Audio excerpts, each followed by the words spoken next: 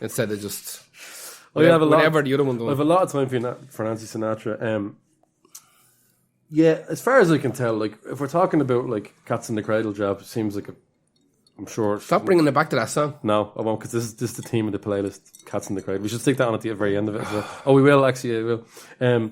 Is she good? I think she's fantastic. I genuinely do. I think she's got really quirky songs throughout her career that have stood the test of time. And they were so cool that they made their way into like Quentin Tarantino films and kind of and like punk sets and metal bands cover them. You know, that's what it is. It really did. She really established herself as an artist rather than just that's Frank Sinatra's daughter. That's a very different, I suppose, as well. Yeah. So it's a bit easier to kind of differentiate between them. Yeah, I have a lot of time for her anyway. But is she better than Frank? I'd sooner listen. That's impossible to say. But I'd sooner listen to her because I'm more into. There's loads of my playlists have like this song. Summer Wine is one of my favourite songs. I absolutely love it. I've loved it for absolutely years. Remember I used to hear it as a kid. We might have had this album in the house as a kid. I think Lee Hazelwood wasn't as big. He's kind of he sounds like a country singer. Like a real cowboy country singer. And this song is about having a load of summer wine with a girl, falling asleep and waking up and she's there fleecing you. Really? Yeah. Misogyny, which I hate. It's back. It's back. Who's your next one? I picked Sean Ono Lennon.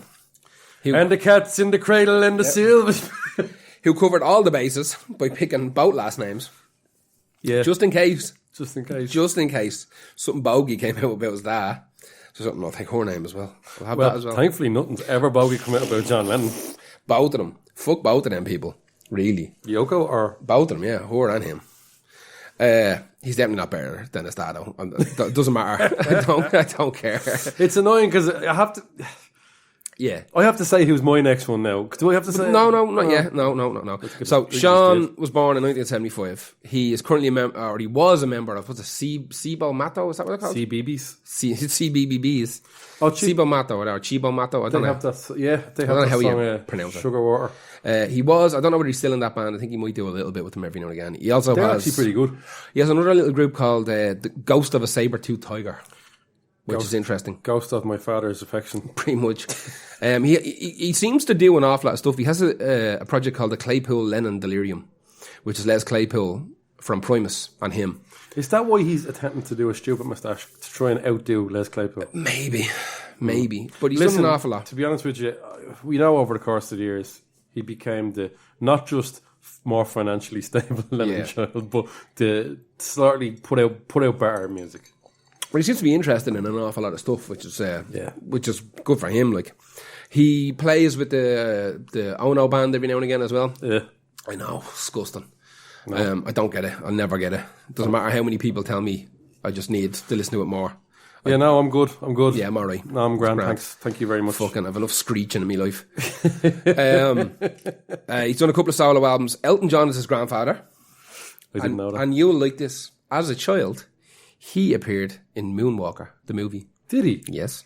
Oh, that could be a good or bad thing. Don't know. Yeah, I mean, I love that film. Moonwalker. It's a nonsense film. Absolute garbage. I don't know what it's about. No, it's not about anything. That's what's great about it. Remember the video game? It's a load of... The video game of Moonwalker is one of the greatest video games of all time. Super. Of all time. Super. It's also the only video game I know with Joe Pesci in it. Really? I don't know. Was he in like a Godfellas video game, did they? I don't think so. My Cousin Vinny, the fucking game on the Amstrad. I don't think that ever I bet you that was. I bet you that was. There we go, folks. You look out and see is there any other video game that has a character that had...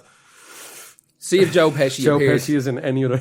I bet you did. I bet you done a voice for something. No. I'm talking about his character. Oh, like him. Joe Pesci as Joe Pesci. Like. So what was he in Moonwalker? Mr. Evil or... No, I think he was just like a kid now.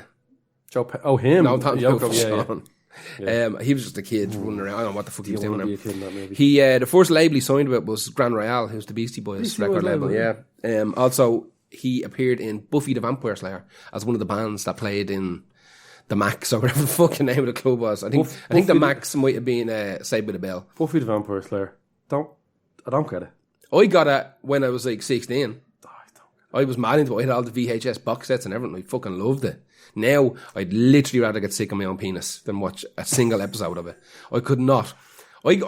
Everyone I know, everyone, younger and older, were going, this is the best thing ever. And I tried to watch it, I was like, I like the episode with the what things that look like Slender Man. I was like, that's good. And there's an episode with John Ritter as a cyborg or something? A robot? I don't know. That was a million years ago. But anyway, we're talking about Sean in Saved by the Bell. Not Saved by the Bell. Yeah. That was somewhere last podcast. Was he in it? He was. That's right. Yeah. We talked about that as well in fucking Saved by the Bell. So Sean was in Buffy the Vampire Slayer, and he was in Moonwalker, and he signed to Grand Royale. Like I said, Elton John's his grandfather. Elton John's his grandfather. You're just reversing back over what you just said. Yeah, kind of. I'm trying to find my place now after you fucker. It's become a little thing with us where we try and knock each other off now. Is that a good thing? Maybe. I don't know until I pull an absolute whiter and just fucking I go into hyperspace of Mong and just forget you're even here. Which is absolutely going to happen at some stage. Like I said, I'm in shite. You're in shite. I hate that when I hang over when you have those moments of just it's not just a hangover. It's like my entire life now. I've decided, I feel like I'm about 70. I'm just, every part of me is You are mixing up a lot of people. I don't think your brain is going to shite. Exactly. Well, folks, you're going to hear the degradation of a human being. Early onset dementia I'm getting, basically. His brain is degrading as we speak. It's fantastic. You're going to enjoy it. And on record, like. On record. On actual record.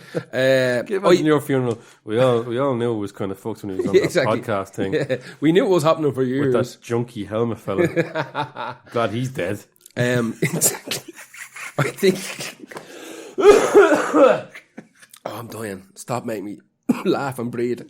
I think the Claypool Lennon delirium thing is the most interesting thing he does. It's fucking batshit mad. It's fun. But that's one of the Lennons. What you got? Oh, have a guess who my next one is. You see, I picked this before you picked him, you cunt. And we had to rearrange the playlist. It makes me look like I just went, Sean Lennon, that's a good idea. Who will I pick? The fourth one I picked is Julian Lennon. And the song is his big, big song, Too Late for Good Boys. And I don't mean big for Julian Lennon. This was a big enough song. And I actually do quite like this song, despite the fact that it is reggae. It kind of is reggae-ish. And he sounds... Raga. He does... So he's from John Lennon's first marriage. And he is the guy who has songs like Lucy in the Sky with Diamonds and Hey Jude written about them. And he kind of was on good terms from an early age enough. I mean, I don't know if he took a hiding or not, but I mean, Cats in the Cradle.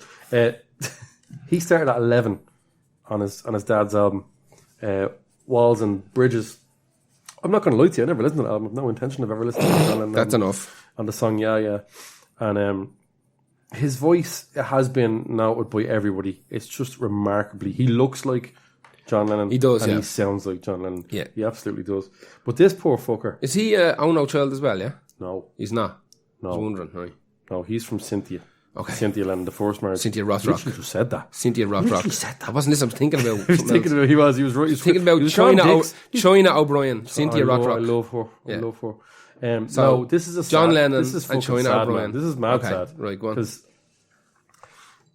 he's the guy who, when Yoko came along, he got dumped. Gone. He's gone. He had to... Oh, this is fucking rough. I remember seeing documentaries about this, and he was on through the 90s and the early 2000s. I think he was on a lot of. I remember he went on a mad phase about 4 or 5 years ago, looking at all the documentaries that he did, not all the interviews that he did, talking about his dad, and it was just grim. It was grim because he just got kind of pretty much dumped. Yoko came along and went, "No, you have a son.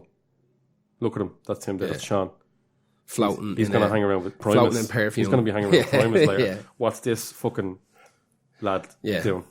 So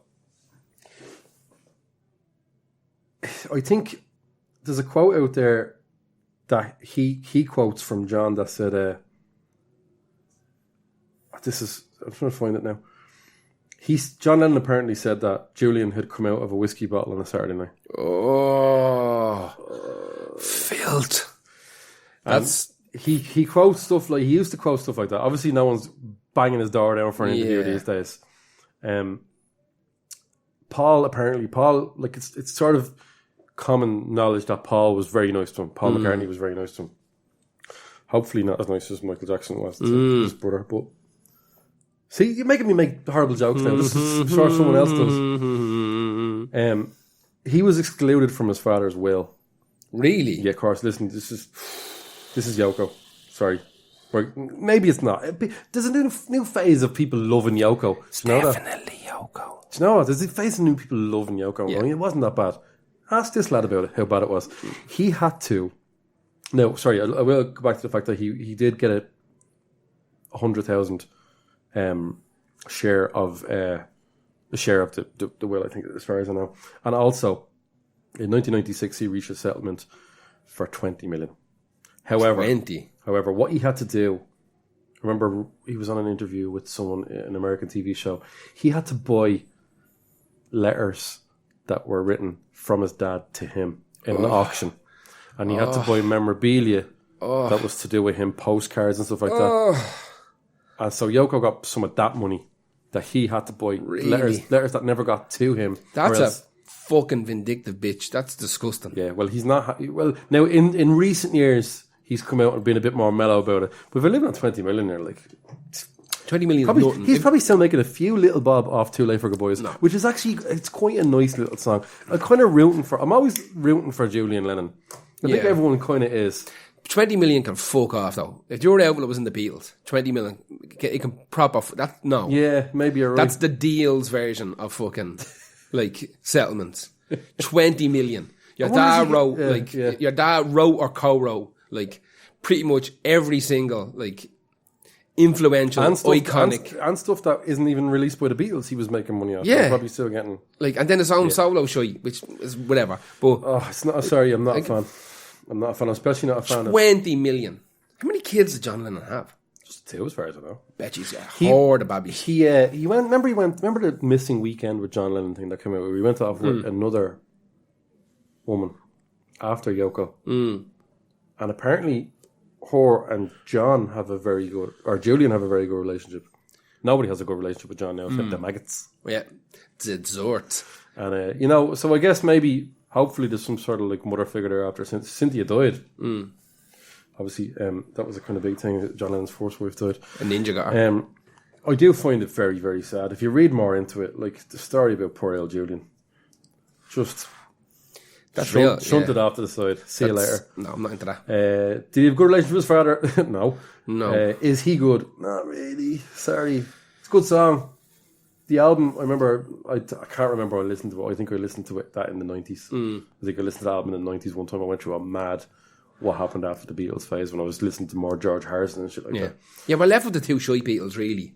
George Harrison's my favourite Beatle. That's what I'm saying. We're left with the two shy ones.